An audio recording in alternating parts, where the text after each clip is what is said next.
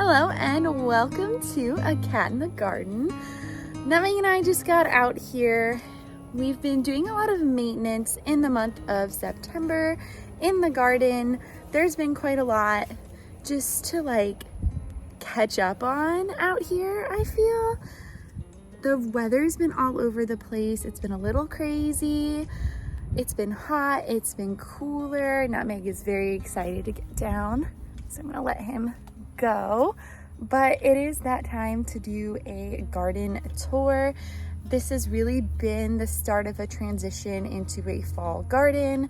I do have some summer crops that are just doing really well right now because they do well in the 80s and 90s, and that's Texas fall. So there's a bit of everything going on. If you heard that, Saffron is out here as well. We'll probably see her throughout the garden tour, but I figured I'll just take y'all along and we'll go through the whole garden bed by bed. Again, there is nothing really going on with my fruit trees, but I do have a Saffron out here just eating some grass, having a great time. And of course, all of the action in the garden right now is in the garden beds. I had so many banana peppers on this plant. I actually just picked them all to make chili last week.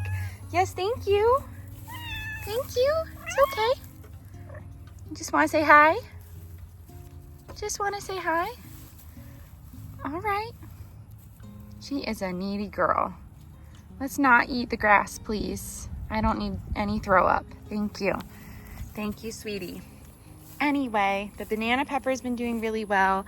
This, I think, is some sort of Tabasco, also producing well. And the other one in this bed that's doing great is this one. It's called Pathfinder.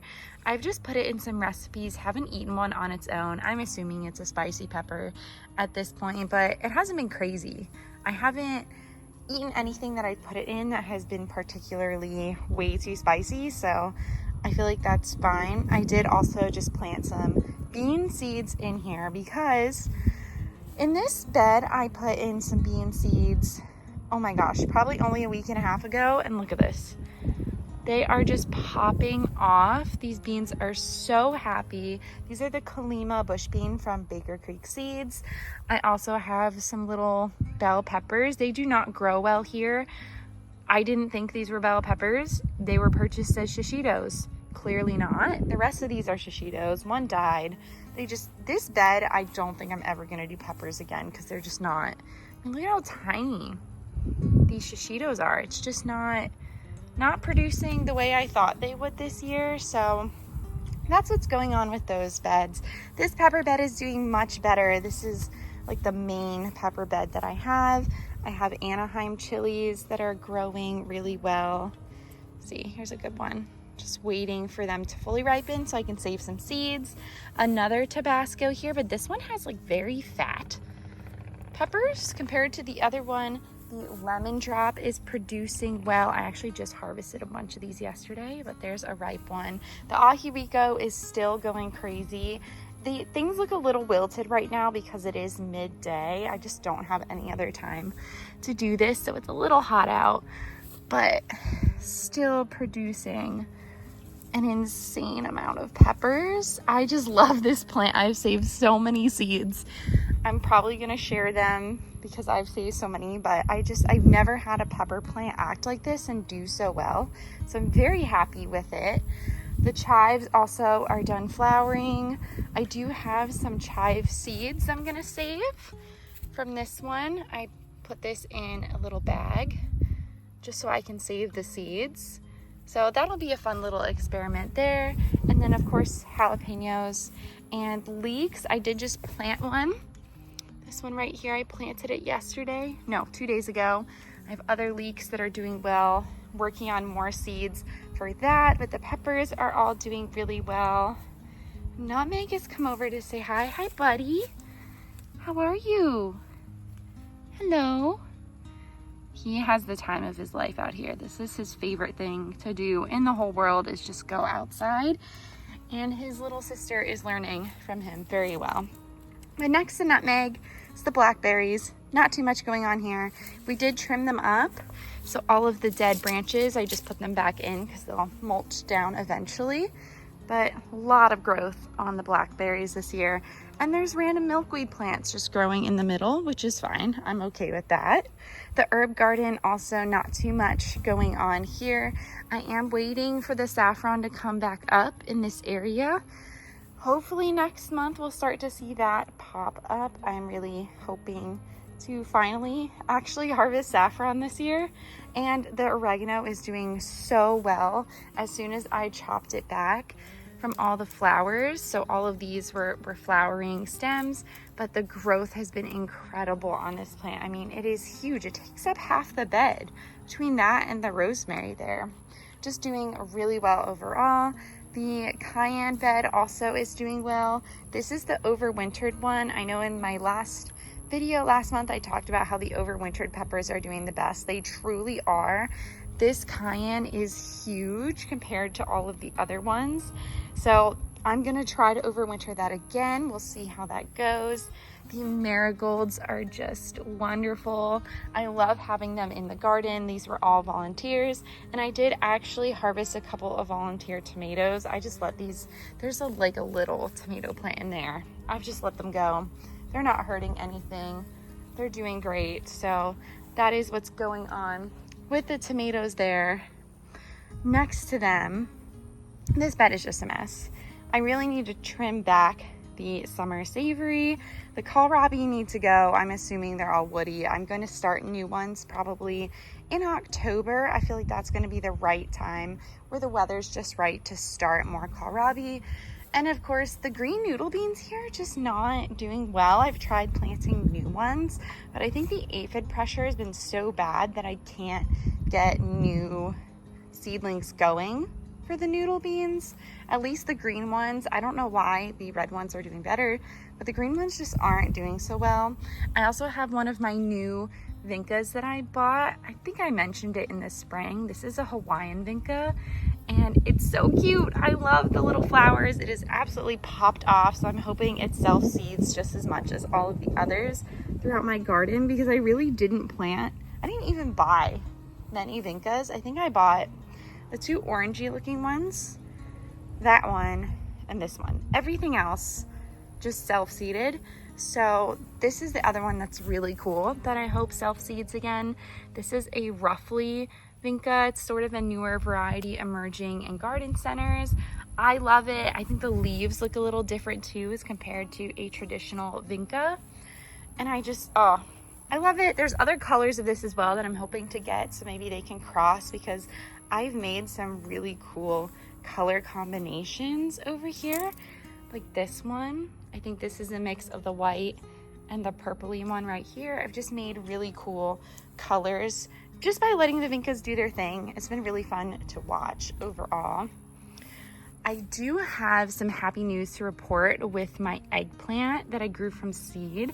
It's about to flower, so I might actually get to try a homegrown eggplant after all. Very excited about that. This plant has been doing really, really well for me. I don't know what it is about this little spot, because it gets some dappled shade, but not much. It's having a great time, whereas the eggplant I planted in the spring over there hates its life, and this one I planted months later.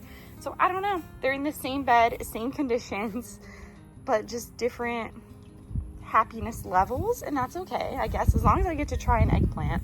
I also have my soybeans that I planted the same time I planted those bush beans. They're doing great, taking off. They look a little thirsty right now, but like I said, it's midday, and of course obscene amounts of basil all throughout the garden. So that's just, we're gonna ignore that because that's so much basil. Also, lemongrass is doing great. I've actually been harvesting it this year, like as I need it, which is going a lot better than last year, just harvesting it all right before a freeze, which I will do because they can't survive a deep freeze here. But just being able to use it, they're not the thickest stalks yet. They're just kind of mid-size, but being able to harvest it as needed has been really good in the garden. Also, more oregano, doing great after chopping off the flowers as well. Sesame seeds are ready. I just haven't had the time. I need to harvest these. This is what you want to see, these full seed pods. So I am going to try a new method this year, taking them all, putting them in a brown paper bag and letting them dry out before taking the seeds. I'm hoping that will sort of mitigate the sprouted seeds and some rot issues there. I also just have had insane growth on the asparagus. I think it's really at a point where I can be harvesting it as it comes up now. There's a couple little fall shoots. It is hot. I think once we really get into the cooler weather, I'll get more, but there's a fall shoot right there. It's just been doing really, really well. And it has been self-seeding throughout my garden. So I do have little asparagus popping up everywhere. More basil back here, of course. And then the Swiss chard, which I'm just gonna let go pretty much because I want to put Swiss chard, I think, in a different place this year. Moving on to the different section of the garden, I did rip up all of the tomatillos. They're done for. They stopped producing, so it was time. I did buy a couple of determinate tomatoes from Tillery Street Plant Company last time I was there, put them in the ground. They're doing great. I'm hoping to either get some more, start more from seed, or just put something else in this garden as well, or this garden bed. I think it's just, I don't like having just completely empty garden beds. I know I'm in a transition period waiting for it to get just a little cooler, but it's weird to me that half the bed is empty. And I know this is a small bed, but if I could just get a couple more things in here, that would be fun. The strawberries are just dead, so they're gonna move. I think I'm gonna plant them under the asparagus next year. This just didn't work out really at all. Unfortunately, the sprinklers that I have don't reach this bed. The kale probably is draining a lot of resources, and this whole bed is going to be redone. The kale is done. Everything in here, the sage died. So this bed was a little bit of a failure this year, but I think it's a sign that we can just have some changes in here, because I really need to switch out the crops, rotate, switch things up, and that will hopefully do better. I have the cherry tomatoes over here, which are producing a little bit more now. The only ones alive here are the sun gold and then the yellow pear, which I did harvest a few. There's more growing up in here. They're very cute, very tasty. They're doing well. The sun golds are doing well despite the mess going on. But the real star in this bed is my Thai basil. I mean, this plant is crazy, absolutely loaded with bees that are just loving their lives right now. And this thing self-seeds like no plant I've ever seen before in my life. This is all the Thai basil. And this is not like cross seasons like my other basil plants do. I mean, I planted this in the spring. I bought this in April, and all down here is all basil. This whole thing, these are all Thai basil plants that have cropped up just because of this, which is crazy. I mean, my husband just mows over these, but this is a crazy plant. Will not be buying anymore. I am sure more seeds are going to overwinter and pop up throughout the garden, so I'm gonna let this be. I also have a marigold growing here, and milkweed, volunteer milkweed that popped up. So this is a lot going on in just this corner of this raised bed, but it's kind of fun, and the bees are really happy, and I cannot be mad at happy bees. I also have this failed tomato bed, which has another giant basil, has some marigolds, has some volunteer vincas. I think I planted the 2 marigolds in here. Vincas all volunteer. Dead tomato plant, but I have a couple that are alive. This is called the mushroom brisket tomato. I'm hoping with the slightly cooler temps, I can get something. It's got a lot of suckers that produce nice stems. This is an Amish paste tomato that came up. So hopefully, I'm not pulling them because I'm hoping I can get something out of them. This will get pulled. I'll put something else here because that's dead. But I'm just trying to be really hopeful for this one right here. Sweet potatoes are just doing really well. No complaints about them at all. They do well every year. I'm really hoping this year last year's harvest was 43 pounds. So if I can get more this year, that would be a lot of fun. The rosemary plant here is in need of a trim because this whole bed is just a rosemary plant. I also have a volunteer marigold, which has been doing really well. I love the colors of this one. More volunteer basil, a volunteer avocado tree, which I will be pulling before we get any sort of freezes because obviously they cannot survive a freeze. Half of my corn that I planted for fall died because it got too hot. It was cool. It was in the 80s, 50s at night. So I was like, oh, it's perfect. And then it got too hot, so half of it died. But I have a squash, and guys, no squash vine borers so far. This looks so healthy, so happy. This is the honey nut squash.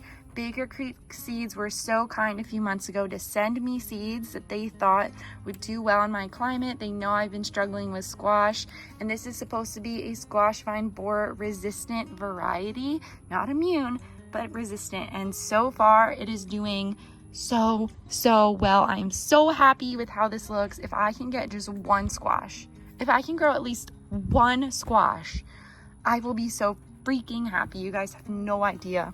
I love growing squash.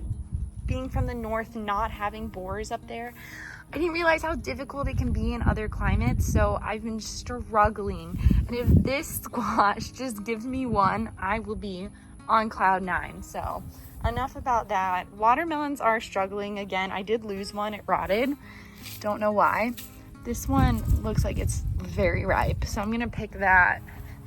This one too. They're both pretty ripe, so we'll be picking those very shortly. There's also the white currant tomato out here, which is growing like crazy. I will admit that, but it does grow really well up the trellis. And if I can get the tomatoes started on time next year, that was my big problem this year, I think it will do so well. I do still need to save some seeds, but there's a lot of production on this plant regardless of the weather. I have so many blooms right now, lots of clusters. I just harvested a bunch of tomatoes, I feel like last week, so it's going to take some time to catch up.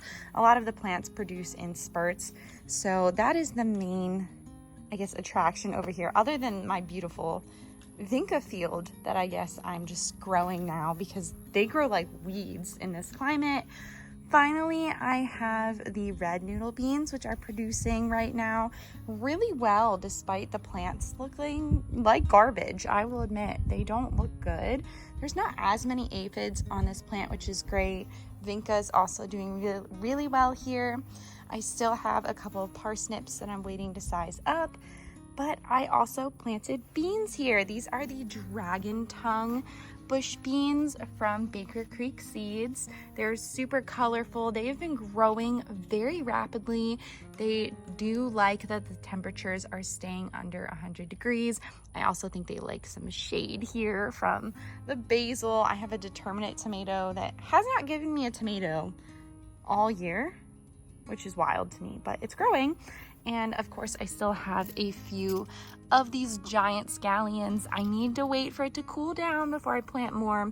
So I've been savoring these, but I do still have them. They do very well here. And then of course my giant beets that I'm just letting go because why not? Over with saffron, I have a few things started from seed.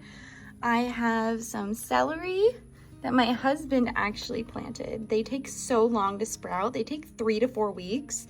So they're just starting to sprout now. And then I planted some leeks probably a week or two ago. And probably 2. They're sprouting. Leeks are one of those things that you can plant a lot of them in one container because they're very easy to separate out. So I have a lot of those planted, and then I'm trying, I think I did these a week ago, trying to grow some tomatoes, some peppers, some herbs for fall. I planted these when the weather was cooler and then it got hot, so we'll see if they actually come up. I might have to do another round of seeds, but that's what I have started so far, aside from a few brassicas that I did start inside. And then of course I have my blueberry plant and my overwintered African blue basil. All right, that is it for our September garden tour. It is really hot out here, so Nutmeg and I are going to pick some basil for tonight's dinner. We're making a really cool pesto pasta salad. I'm very excited about it. So we're gonna pick some basil and then head inside. If you liked this video, make sure to give Nutty and I here a thumbs up down below and subscribe so you don't miss anything from us here on the channel.